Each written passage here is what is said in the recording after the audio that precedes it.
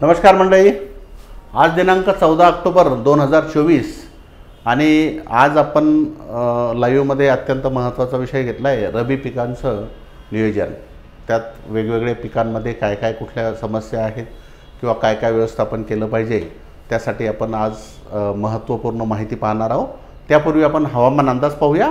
तर आपण 14/10/2024 चा आजचा हवामान अंदाज या नकाशामध्ये दिल्याप्रमाणे येत्या बुधवार दिनांक 16 ऑक्टोबरपर्यंत जर आपण पाहिलं तर कोकण, खानदेश आणि त्या लगतचा मराठवाडा आणि पश्चिम विदर्भ म्हणजे संभाजीनगर आहे, त्यात जालना आहे, बुलढाणा आहे, अकोला, वाशिम या भागात दुपारनंतरच्या वादळी पावसाची शक्यता अधिक आहे। उर्वरित विदर्भ व मराठवाड्याच्या काही भागातच दुपारनंतरचा वादळी पावसाची ॲक्टिव्हिटी होऊ शकते। आता आपण जर या दुसऱ्या नकाशामध्ये पाहिलं तर बुधवार नंतरची परिस्थिती यामध्ये आपल्याला एक त्याचा रफ अंदाज येऊ शकतो। तर गुरुवारपासून तर शनिवारपर्यंत पूर्व विदर्भ, पश्चिम विदर्भ, त्यानंतर खानदेश, उत्तर व मध्य मराठवाड्यात पावसाचे प्रमाण अत्यल्प होईल। फक्त पाऊस हा वादळी पाऊस हा कोकण, पश्चिम महाराष्ट्र आणि दक्षिण मराठवाड्यात काही ठिकाणी वादळी पावसाचे सत्र चालू राहू शकते। आणि आशा करू की ही अशीच परिस्थिती जर राहिली तर 20 ऑक्टोबर दरम्यान या नकाशामध्ये दाखवल्याप्रमाणे 20 ऑक्टोबर दरम्यान राज्यातून मान्सून पुन्हा माघारी जाऊ शकतो, हीच आपल्याला आता सध्या आशा वाटते। आणि पुढील माहिती जी आहे ती तुम्हाला बुधवार किंवा गुरुवारी दिल्या जाईल। शेतकऱ्यांनी स्थानिक परिस्थितीनुसार पेरणीचा निर्णय घ्यावा, कारण कुठे पाऊस पडलेला असेल तिथे काही दिवस थांबावं लागेल, जिथे कोरडवाहू क्षेत्र आहे त्यानंतर जमिनीला ओलावा उठून जायची शक्यता आहे त्या शेतकऱ्यांनी पेरणीचा निर्णय घ्यायला हरकत नाही। फक्त ज्या ठिकाणी पावसाची शक्यता आहे तिथे हरभरा किंवा ज्वारी पेरणी केल्यानंतर BBF पद्धतीने किंवा दांड जर पडले तर पाऊस जरी पडला तर शेतातून पाणी वाहून जाईल अशी त्यांनी व्यवस्था करावी। फवारणी करताना विषबाधा होणार नाही याची अवश्य काळजी घ्या, कारण आता कापसाची बऱ्याच ठिकाणी खूप मोठी वाढ झाली आहे आणि तुरीमध्ये सुद्धा फवारणी करताना अंगावर उलटा औषध पडणार नाही, हवेच्या उलट्या दिशेने आपण फवारणी करणार नाही याची आपण अवश्य काळजी घ्यावी, विषबाधा होणार नाही याची काळजी घ्या। आम्ही शिफारस करत असलेले फवारणीच्या औषधाचे प्रमाण हे 10 लिटरचा पेट्रोल पंप किंवा साधा 15 लिटरच्या पंपाचा आहे। पंप बदलला त्यानुसार आपण औषधाचं प्रमाण बदलू शकता।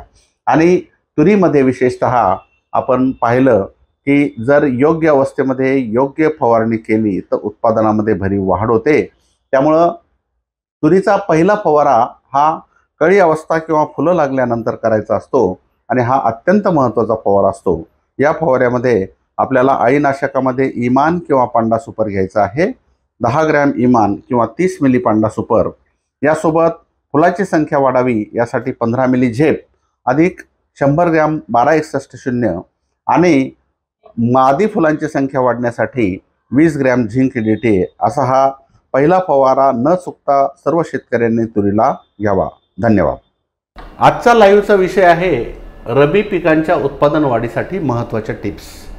आपण यापूर्वी तुरीचं संपूर्ण फवारणी व्यवस्थापनावर लाईव्ह घेतलं आहे, त्याच्या आधी हरभरा पेरणीपर्यंतचे नियोजन त्याबद्दल माहिती घेतली आहे।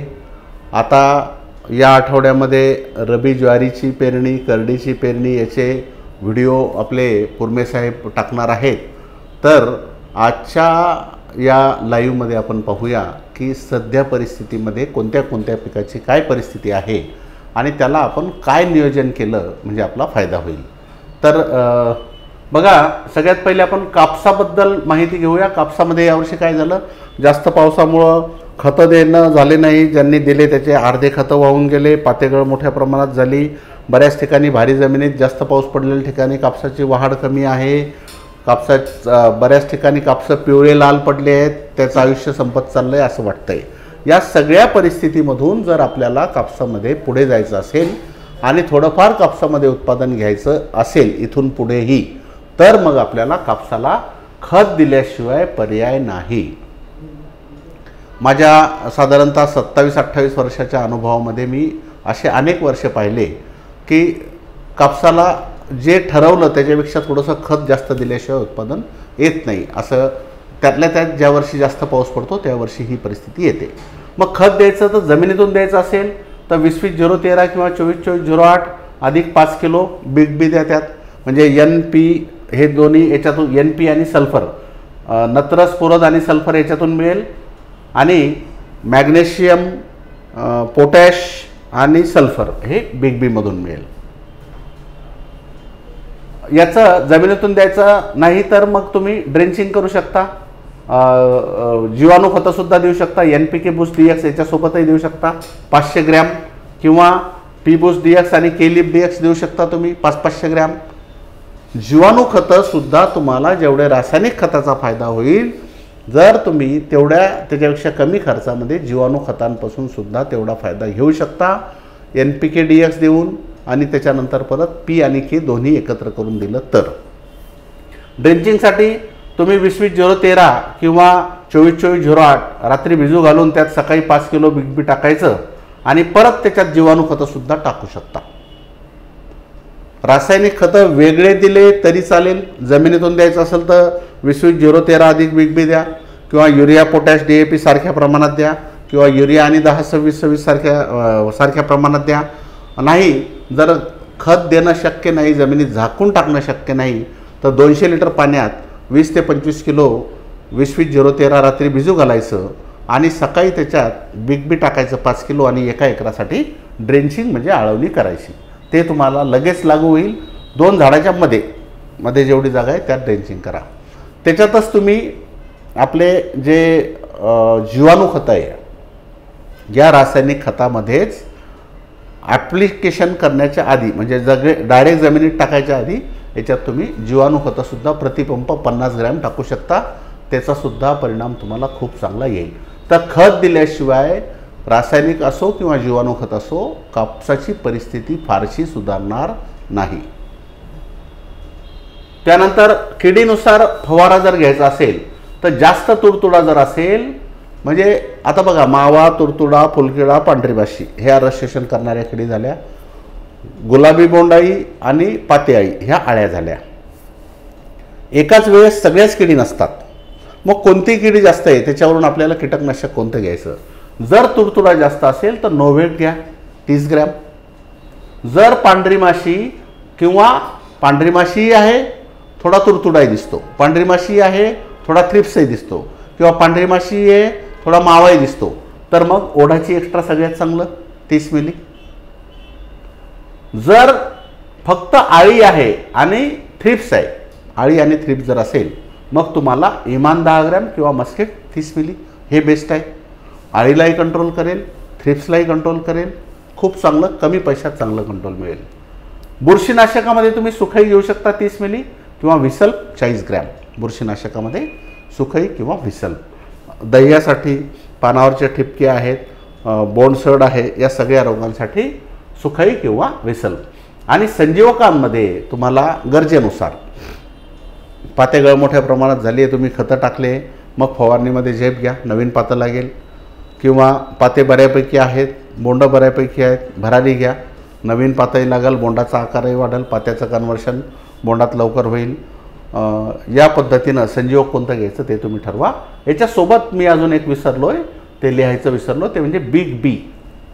या स्टेजमध्ये कापसाला, त्यातल्या त्यात जे कापसं थोडेसे पिवळसर लालसर होत आहेत अशा कापसाला त्यांनी 150 ग्रॅम बिग बी घ्या फवारणीमध्ये. एखाद्या वेळेस जमिनीतून नाही देणं झालं तर फवारणीतून द्या. 150 ग्रॅम बिग बी या पद्धतीनं आपण द्या. कापसाला शेवटची डवरणी असली तर मातीची भर द्या. पाण्याचा ताण पडलेल्या कापसाला फवारणीचा फारसा फायदा होत नसल्यानं अशा जागी फवारणी टाळा. पावसाच्या पाण्याचा ताण पडला आहे, समजा ऊन धरतंय कापूस दुपारी, काही फायदा होणार नाही तुमच्या फवाऱ्याचा. तिथं जर कीड जास्त असेल तर सकाळी लवकर किंवा 4-5 वाजेनंतर फवारा. आणि कीड जास्त नसेल तर फवारू नका. पाणी देईपर्यंत, सिंचन करेपर्यंत किंवा पाऊस पडेपर्यंत त्याचा फायदा होणार नाही. तुरीमध्ये मराठवाड्यात अनेक जागी तूर ही कळी अवस्थेत असून विदर्भात तूर कळी अवस्थेमध्ये यायला 8 ते 10 दिवस अजून वेळ आहे. कळी अवस्थेतील फवारा अत्यंत महत्त्वाचा असून अचूक करावा. मागच्या सोमवारी मी सांगितलं की कळी अवस्था, 50% फुलोरा अवस्था आणि दाना भरण्याची अवस्था या 3 तुरीच्या महत्त्वाच्या अवस्था आहेत. आणि या तिन्ही अवस्थामध्ये जर आपण योग्य फवारा दिला तर उत्पादनामध्ये भरीव वाढ होऊ शकते आणि या सगळ्या फवाऱ्याचा एकमेकाशी संबंध आहे. त्यामुळे कोणताच फवारा चुकू नका, त्यात बदल करू नका. कळी अवस्था, कळ्या लागल्या, फुलं लागलेत 5-10%, मग अशा वेळेस फवारा द्यायचा. तर अळीनाशक, आता कोणती पानं गुंडाळणारी अळी असते, काही फुलं खाणारी अळी असते, तर याच्यासाठी तुम्ही साधं आपलं पांडा सुपर किंवा सरेंडर घेऊ शकता. थोडंसं जास्त अळी असेल तर इमान 10 ग्रॅम किंवा मस्केट 30 मिली घेऊ शकता. अळीनाशकामध्ये या 4पैकी कोणतंही आहे. त्यानंतर कळ्यांची आणि फुलांची संख्या वाढण्यासाठी आपल्याला उत्पादन कधी जास्त येईल? जेव्हा फुलं जास्त आहे. फुलं जास्त म्हणजे शेंगा जास्त. तर फुलाची संख्या वाढावी, फुलगळ कमी व्हावी, त्यासाठी झेप 15 मिली आणि याच्यासोबतच 12-61-0 100 ग्रॅम. झेप हे संजीवक आहे. याच्यामध्ये वेगवेगळे अमायनो ॲसिड्स, वेगवेगळे फल्विक ॲसिड, फोलिक ॲसिड, एनाटका असे अनेक संजीवक एकत्र करून फुलाची संख्या वाढावी, फुलगळ कमी व्हावी, फुलाचं फळामध्ये रूपांतर लवकर व्हावं, अशा बऱ्याच गोष्टी याच्यामुळे होतात. त्यामुळं 15 मिली झेप आणि सोबत 12-61-0 हे विद्राव्य खत आहे, ज्याच्यामध्ये स्फुरद हे खूप मोठ्या प्रमाणात आहे. स्फुरद जास्त असलं म्हणजे नवीन फूल निघण्यासाठी मदत होते. त्यामुळे झेप आणि 12-61-0 आणि मादी फुलांची संख्या वाढीसाठी झिंक DTA 20 ग्रॅम. मी मागेही सांगितलं तुम्हाला, तुरीला मादी फुलं आणि नर फुलं असतात. नर फुलं गळून जातात आणि मादी फुलाचा शेंगा होतात. मग जेवढे मादी फुलं जास्त तेवढं तुमच्या उत्पादन जास्त. त्यामुळं हे अत्यंत महत्त्वाची, बऱ्याच लोकांना माहीत नव्हतं. आपण सांगायला लागलो तुरीमध्ये झिंक फवारा, लोकही म्हणतात झिंक फवारा, कोणाला माहीत नाही बऱ्याच झाला. तर झिंक DTA काय करते? मादी फुलाची संख्या वाढवते. तर 20 ग्रॅम झिंक पहिल्या फवाऱ्यामध्येच घ्या. दुसऱ्या फवाऱ्यात, तिसऱ्या फवाऱ्यात घेतलं तर काहीही फायदा नाही. पहिल्याच फवाऱ्यात कळी आणि फुलोरा अवस्थेमध्ये झिंक घ्या, म्हणजे मादी फुलाची संख्या आपोआप वाढेल. मादी फुलाची संख्या वाढली म्हणजे तुमचं आपोआप उत्पादन तिथं वाढेल. त्यामुळं एक अळीनाशक, पांडा सुपर, सरेंडर, इमान, मस्केटपैकी एक, झेप 15 मिली, 12-61-100 ग्रॅम आणि झिंक DTA 20 ग्रॅम. या पद्धतीनं आपल्याला तुरीचा हा पहिला फवारा द्यायचा आहे. मराठवाड्यात ही स्टेज लगेच चालू होते. विदर्भामध्ये मात्र पहिल्या फवाऱ्याची अवस्था ही अजून 5-6 दिवसानंतर चालू होईल. तुरीला पाणी द्यायचं असल्यास 25% फुलं लागण्यापूर्वी पाणी द्या. आता गरज असली लगेच पाणी द्या. फुलाला सुरुवात झाली तरी देऊ शकता. 10-20% फुलं लागेपर्यंतही देऊ शकता. पण जर तुम्ही तुरीला ताण पडू दिला, फुलं लागले आणि नंतर पाणी जर दिलं तर मोठ्या प्रमाणात फुलगळ होते. त्यामुळे ताण पडण्यापूर्वी, ताण पडायच्या आधीच तुरीला पाणी द्या. फुलं लागेपर्यंत 10-20% फुलं असेपर्यंत देऊ शकता. भर फुलात 40-50-60-70% फुलं लागले नंतर पाणी देतो म्हटलं तर फुलगळ होऊ शकते. त्यामुळे ताण पडण्यापूर्वी पाणी द्या. भर फुलात पाणी देण्यास मोठ्या प्रमाणात फुलगळ होते. सोयाबीन निघालेल्या तुरीच्या खोडापासून 2 फुटापर्यंत हलकी मशागत करावी. तिथं खोल मशागत केल्यामुळं पांढरी मुळं तुटतात. मी नेहमी सांगतो, सोयाबीन निघालं ना तर तुमचं तुरीची मशागत करताना खोडाच्या जवळ खोल मशागत करू नका. कारण काय होतं, खोल मशागत केली तर पांढरे मुळं तुटून जातात आणि पांढरे मुळं तुटले तर लगेच ऊन धरते. त्यामुळं खोल मशागत करू नका. तुरीला आता खत द्यायचं असल्यास 20-20-013 किंवा 24-24-08 आणि सोबत बिग बी 5 किलो आणि NPK बूस्ट DX किंवा P बूस्ट DX किंवा दोन्ही पण. NPK boost DX 500 gram 3 आठवड्यानं, P boost DX आणि केलिप DX 500 ग्रॅम. या पद्धतीने जीवाणू खतं जर तुम्ही त्याला दिले तर निश्चित खूप चांगला फायदा ते होईल. त्यानंतर तुरीच्या खोडाला गाठी जर असेल तर कॉपर ऑक्सिक्लोराईड, ब्ल्यू कॉपर किंवा ब्ल्यू कार्ड आणि स्टेप्टोसायक्लिन किंवा कॉपर हायड्रॉक्साईड 30 ग्रॅम, स्टेप्टोसायक्लिन 2 ग्रॅम किंवा कोनिका एक्ट 30 ग्रॅम याचा फवारा खोडाला गाठी असतील तर, अशा गाठी जर झाल्या असतील तर.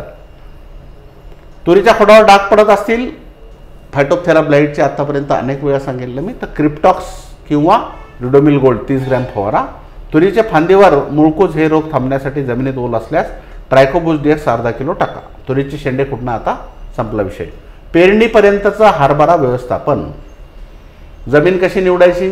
हलकी, चोपन, निचरा न होणारी जमीन टाळा. मध्यम भारी जमीन निवडा. पेरणीपूर्वी मशागत करा. पेरणीचा कालावधी कोरडवाहूचा 10 ऑक्टोबरच्या दरम्यान 2-5 दिवस मागे पुढे. संरक्षित ओलीत असेल तर 15 नोव्हेंबरपर्यंतही तुम्ही पेरणी करू शकता. आणि अपवादात्मक स्थितीमध्ये याची शिफारस नाही आहे. पण काही शेतकऱ्यांना कापूस निघाल्यानंतरही हरभरा लावायचा असला तर फार तर 10 डिसेंबरच्या आधी तुम्ही पेरणी करू शकता. हरभरा पाणी व्यवस्थापनामध्ये जमीन ओलून वाफसा आल्यानंतर पेरणी करा. ओलावा कमी असल्यास गरजेनुसार पाणी द्या आणि पहिलं पाणी हे कळ्याच्या किंवा फुलाच्या सुरुवाती असताना द्या. भर फुलात पाणी देऊ नका.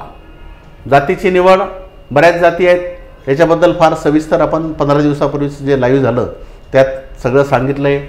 जॅकी 9218, विजय, दिग्विजय, राजविजय, ICCV 10, विशाल, विक्रम, विक्रांत, डॉलर, PKV2, PKV4, कृपा अशा अनेक फराटे आहेत. यातलं सगळ्यात प्रचलित जर तुम्ही म्हणाल किंवा माझ्या आवडीची जात जर म्हणाल तर जॅकी 9218 नंबर 1, नंबर 2ला विजय. कारण जॅकी 9218 ही एक 2007मध्ये प्रसारित झाली. मध्यम ते बारीक जमिनीत येते. याचं 25 किलो सीड रेट आहे. 105 दिवसाची आहे आणि मर रोगाला प्रतिकारक्षम, टपोरे, फिकट दाण्या रंगाचा वजनदार दाणे आहेत. आणि बूस्टरचं बियाणं जे आहेत, बूस्टर जॅकी 9218 हे बाजारात उपलब्ध आहे. शॉर्टेज आहे, सगळीकडं अजून मिळालं नाही किंवा जिथे बऱ्याच ठिकाणी उपलब्ध झालं आणि शेतकरी घेऊन पण गेले. पण तुम्हाला जर पाहिजे असेल तर लवकरात लवकर खरेदी करा. कारण हे बियाणं बूस्टर जॅकी 9218 बाजारातून सगळ्यात आधी संपतं. कारण शेतकऱ्यांच्या एकदम आवडीचं आहे आणि असायलाच पाहिजे. कारण आनुवंशिक शुद्धता आहे, उगवणशक्ती सगळ्यात चांगली आहे. त्याच्यासोबत ट्रायकोडर्मा, आपण खूप चांगल्या गुणवत्तेचा ट्रायकोडर्मासुद्धा बीज प्रक्रियेसाठी या बूस्टरच्या बियाण्यासोबत आहे. त्यामुळे मिळालं तर ते घ्या. नसता विजय आहे, दिग्विजय आणि विजय. त्यानंतर हरभऱ्याला पेरणीपूर्वी रासायनिक बीज प्रक्रिया कशाची करायची. तुम्ही जर बूस्टर बियाणं हरभऱ्याचं घेतलं तर त्याच्यात ट्रायकोडर्माचं पाकिट आहे आणि त्या ट्रायकोडर्मा तुम्हाला वेगळं घ्यायची गरज नाही. बाकीचं काय घ्यायचं ते तुम्ही घेऊ शकता. ट्रायकोडर्मा मात्र आम्ही त्याच्यातच टाकलं आहे. समजा बाजारातलं दुसरं बियाणं घेतलं, घरचं बियाणं असेल तर बीज प्रक्रिया कशाची करायची. कोणतंही बियाणं असो, बॅगचं असो, घरचं असो, शेजाऱ्याचं असो, उसनं घेतलेलं असो का काही असो, बीज प्रक्रिया केल्याशिवाय पेरणी करू नका. कारण हरभऱ्यामध्ये सगळ्यात मोठी समस्या जी आहे ती मर रोग, आणि मर रोग टाळण्यासाठी तुम्हाला बीज प्रक्रिया हा एकच फक्त सगळ्यात स्वस्त उपाय म्हणजे बीज प्रक्रियेचा आहे. त्यानंतर उपाय आहेत.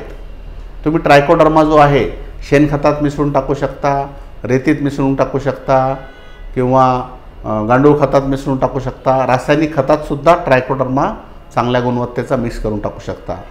रासायनिक बुरशीनाशकाचे फवारे देऊ शकतो, पण ते जास्त काम करत नाही फार जास्त.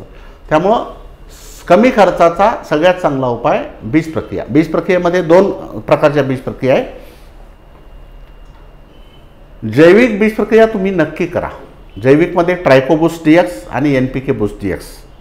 समजा तुम्हाला खर्च झेपत नसेल तर NPK बूस्ट जाऊ द्या. ट्रायकोबूस्ट DX हा बियाण्याला नक्की लावायचा 5 ग्रॅम प्रति किलो बियाणे. जर खर्च झेपत असेल तर त्यात NPK बूस्ट 5 ग्रॅम घ्या. 10 मिली रायझर सोबत घ्या किंवा पाण्यासोबत घ्या. 5 ग्रॅम NPK, 5 ग्रॅम ट्रायको. हे तर नक्की करायचंच आहे. पण जर तुम्हाला मर जास्त असेल आणि अजून प्रोटेक्शन जास्त पाहिजे तर तुम्ही त्याला रासायनिक बुरशीनाशकाची बीज प्रक्रिया करू शकता. जोरमेट 5 मिली किंवा पिक्सल 5 ग्रॅम. जोरमेट किंवा पिक्सल याची बीज प्रक्रिया रासायनिकची आधी करायची, नंतर जैविक करायची. याच्यासोबतच जिथं कटवर्म या किडीचा अटॅक जास्त असतो तिथं 5 मिली रिहांश सुद्धा त्याला तुम्ही लावू शकता. आता तुम्हाला पर्याय सगळे. रासायनिक बुरशीनाशक लावायचं तर जोरमेट किंवा पिक्सल लावा. रासायनिक कीटकनाशक लावायचं तर हे सुद्धा त्याच्यासोबत टाकू शकता. किंवा बुरशीनाशक नाही लावायचं, कीटकनाशकच लावायचं तर आधी रिहांश लावून घ्या 5 मिली आणि नंतर मग Trichoboost 5 gram, NPK boost 5 gram, 10 मिली रायझर किंवा पाणी 1 किलोसाठी. हे सुकलं की नंतर ते लावायचं. हे नाही लावलं तरी हे लावायचंच. हे लावलं तरी हे लावायचं. म्हणजे जैविक बीज प्रक्रिया ही आपल्याला करणं फार गरजेचं आहे. ती केलीच पाहिजे. पेरणी पद्धत आणि अंतर. BBF पेरणी पद्धत शक्यतोवर BBF पद्धतीचा अवलंब करा. कारण BBF पद्धतीमध्ये अनेक फायदे होतात. 20% बियाणं कमी लागतं. पाऊस पडला तर सऱ्यात पाणी वाहून जातं आणि पिकाला इजा होत नाही, फवारणी करायला सोपं होतं, हवा खेळते राहते, सूर्यप्रकाश मिळतो. 5वं तास जे 4 तास पेरायचे, 5वं तास जे मोकळं सोडलं तिथं सरी पाडायची, झालं BPF. सरीवर आंबा 2-2.5 फुटाचे किंवा 3 फुटाच्या सऱ्या पाडायच्या, जास्त फांद्या करणाऱ्या जाती, आणि त्याच्या वरंब्याला लावून द्यायचं, टोपून द्यायचं एका बाजूने. जेवढी जागा मिळाली तेवढे फांद्या करते हरभरा, काही चिंता करायचं काम नाही. 2.5 फुटही झालं तरी ते तुमचं शेत पूर्ण झाकून जाईल. याच्यामध्ये सुद्धा पाऊस जरी पडला तर खराब होणार नाही, उत्पादन क्षमता खूप चांगली वाढेल. पारंपरिक पद्धत मग तर हे तर आहेच आपलं 45 सेंटीमीटर म्हणजे 1.5 फुटाचा सावा, आणि 45 म्हणजे 1.5 किंवा 2 फुटाचा सावा आणि 10 सेंटीमीटरवर एक बी पडते, ही पारंपरिक पद्धत झाली. आणि दुसरी जोडओळ पद्धत आहे, ज्याच्याकडे ठिबक सिंचन आहे ठिबकवर लावायचा, 4 फुटाची लॅटरल आहे, दोन्ही बाजूने 9-9 इंचावर लावून द्या. किंवा जोडओळ पद्धत म्हणतात, 2 ओळी पेरायच्या, तिसरी सोडून द्यायची, पुन्हा 2 पेरायच्या, तिसरी सोडून द्यायची. या पद्धतीनं सुद्धा करू शकता. ट्रॅक्टर किंवा बैलचलित पेरणी यंत्रानं, नंतर मजुराकडून टोकन यंत्रानं लावून घेऊ शकता, किंवा पेरणी यंत्रानं पेरणी करताना जोडओळ होईल अशी व्यवस्था करावी. हे बघा, हे समजा 6 फणी पेरणी यंत्र आहे तुमचं ट्रॅक्टरचं, दुसरं बंद केलं, 1 2 3 4 5वं बंद केलं, 6, म्हणजे याच्यामध्ये 2 बंद आहे 6 फणीमध्ये आणि 4 पेरले जातात. आता हे ट्रॅक्टर गेलं इकडून पेरत आलं, परत हे बाजूला याच्या बाजूला आलं, म्हणजे 2 पेरल्या गेले, तिसरं बंद, पुन्हा 2 पेरले गेले, तिसरं बंद, 2 पेरल्या गेले, तिसरं बंद. अशी जोडओळ पद्धतीनं तुम्ही 5 फणीमध्ये 6व्या फणामध्ये दुसरी आणि 5वी ओळ रिकामी ठेवता येते. आता 7 फणी जर असेल तर 7व्या फणामध्ये पहिली आणि चौथी आणि 7वी ओळ रिकामी, पहिली, चौथी, 7वी. इथं पेरायचं नाही, हे 2 पेरले, हे पेरायचं नाही, 1 2 3 4 5 6 7, 1 4 आणि 7 हे रिकामं ठेवायचं, बरोबर. आता हे रिकामं ठेवलं, याच्यात रिकाम्यात पुन्हा रिकामं आलं, म्हणजे 2 पुन्हा पेरल्या जातील, पुन्हा 1 रिकामं राहील, पुन्हा 2 पेरल्या जातील. या पद्धतीनं जोडओळ पद्धतीनं सुद्धा तुम्ही पेरू शकता. आणि तिथे सुद्धा जी रिकामी सोडलेली सरी आहे तिथं तुम्ही बळीराम नांगरानं किंवा डवऱ्याला दोरी बांधून सरी पाडू शकता, जेणेकरून पाऊस पडलाच तर ते पाणी सरीमध्ये वाहून येईल. जोडओळ पद्धतीशिवाय जे बियाणे व खतात 33% बचत, फवारणी पाणी देण्यास सोपं, हवा खेळती राहते, सूर्यप्रकाश मिळतो, उत्पादनात निश्चित वाढ होते. तणनाशक तुमच्या अनुभवानुसार वापरायचं असेल तर झिलर आहे पेंडामिथिलिन 38.7%, 700 मिली प्रति एकर, आपल्या बूस्टरचं झिलर नावाने आहे, पेंडामिथिलिन आहे. हरभऱ्यामध्ये तसं फार चांगलं, फार उत्तम, खूप चांगले रिझल्ट येतील, जसे सोयाबीनमध्ये येतात, गव्हामध्ये येतात, अशा पिकांमध्ये इतके चांगले रिझल्ट येणारं तणनाशक कोणतं नाही आहे. पण त्यातल्या त्यात पेंडामिथिलिन जे आहे हे तुमचं उगवणपूर्व तणनाशक आहे. हरभऱ्यामध्ये उगवून आल्यानंतरचं तणनाशक कोणतं नाही, उगवणपूर्व.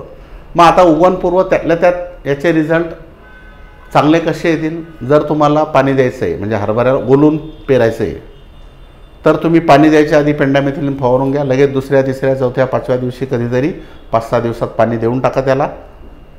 नंतर शेत तयार करा, पेरा. किंवा पेरणी झाली की 2 दिवसाच्या आत पेंडामिथिलिन त्याच्यावर सारख्या प्रमाणात फवारून घ्या, 700 मिली प्रति एकर. फार चांगले आणि तुम्हाला बिलकुलच तण येणार नाही असं कोणतंच तणनाशक नाही. त्यातल्या त्यात चांगलं जे आहे ते पेंडामिथिलिन आहे. एक सुमीमॅक्स नावाचं सुमिटोमो कंपनीचं सुद्धा आहे, ते सुद्धा 48 तासाच्या आत फवारतात. पण त्याचे काही शेतकऱ्यांना जरा वाईट अनुभव आले, थोडं जास्त झालं तर हरभरं जळालं, तिथलं जमलं नाही, अशा काही कंप्लेंट आहेत. तर तुम्हाला काय करायचं, मी कोणतेच याची शिफारस करत नाही असं समजा. मागच्या वर्षीपर्यंत तर मी म्हणत होतो की हरभऱ्यामध्ये मी शिफारसच करत नाही, पण शेतकरी काही ठिकाणी खूप तणखोरी जमिनी असतात, त्यामुळं शेतकरी एकदम कासावीस होतात, त्यांच्यासाठी हे मी सांगतोय. खतामध्ये तुम्ही हरभऱ्याच्या मुळावर गाठी असतात, त्यामुळे पिकाला नत्राची कमी आवश्यकता असते. तरी आपण आपली जमीन सुपीकता व हरभऱ्याची वाढ कशी होते यावरून खताच्या ग्रेडची निवड करूया. पेरणीसोबत कोणतंही एक खत एकरी 1 ते 1.5 बॅग द्या. हरभऱ्याला पेरणीनंतर नत्र युरिया देऊ नये, अवास्तव वाढ होते. हलकी जमीन जर असेल, हलक्या जमिनीत हरभरे पेरायचं नाही. मध्यम जमीन असेल 20-20-013 किंवा 24-24-08 याच्यापैकी एक द्या. मध्यम ते मध्यम भारी जमीन असेल, व्यवस्थित वाढ होते तर DAP 12-32-16, 14-35-14 किंवा 10-26-26 पैकी एक द्या. आणि भारी जमीन असेल आणि खूप जास्त वाढ होत असेल तर सिंगल सुपर फॉस्फेट एकरी 2-3 बॅग तुम्ही देऊ शकता. या रासायनिक खतामध्ये तुम्ही 5 ते 10 किलो रायझरजी, ट्रायकोबूस्ट सुद्धा टाकू शकता रासायनिक खतात, आणि पी बूस्ट DX अर्धा किलो आणि के लिप DX अर्धा किलो किंवा NPK अर्धा किलो हे सुद्धा जीवाणू खतं सुद्धा रासायनिक खतात तुम्ही मिसळून टाकू शकता. या पद्धतीनं हे खत व्यवस्थापन करा. कीड आणि रोगामध्ये सुरुवातीला तुम्हाला हे कटवर्म येते, याच्यासाठी बीज प्रक्रिया करा रिहाशी.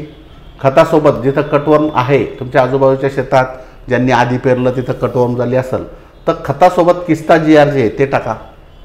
किस्ता GR आपलं कार्टाफ हायड्रोक्लोराईड किस्ता GR नावानं आपण देतो, तर ते खतात मिक्स करून टाकलं तरी चालतं.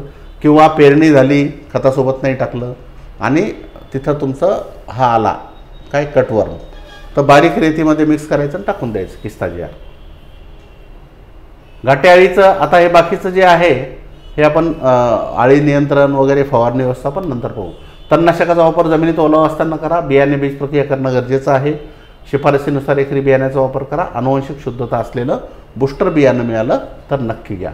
तर मंडळी, या पद्धतीनं आपण रबी पिकांचं जे व्यवस्थापन आहे ते आपण बघणार आहोत. पुढच्या सोमवारी आपण गव्हाचं संपूर्ण व्यवस्थापन, भरघोस उत्पादनासाठी गव्हाचं संपूर्ण व्यवस्थापन हे पाहणार आहोत. आणि प्रश्नोत्तरं जे आहे आज न घेता आपण प्रश्नोत्तरं तुमचे जे काही प्रश्न आहेत तुम्ही विचारलेले हे सगळे प्रश्नांचे उत्तरं तुम्हाला उद्या त्याचा व्हिडिओ रेकॉर्ड करून पाठवूया. धन्यवाद.